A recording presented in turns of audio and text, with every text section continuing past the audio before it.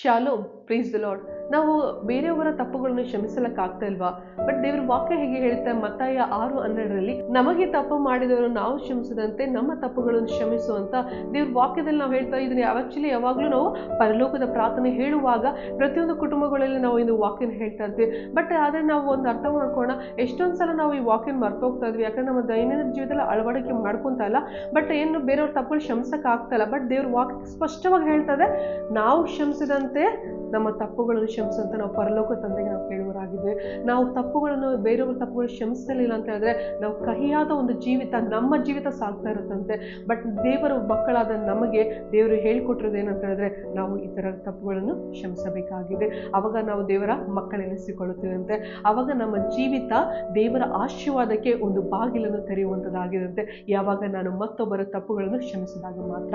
ಈ ದೇವರ ವಾಕ್ಯ ನಿಮ್ಮನ್ನು ಆಶೀರ್ವಾದ ಮಾಡಲಿ. ಆಮೇಲೆ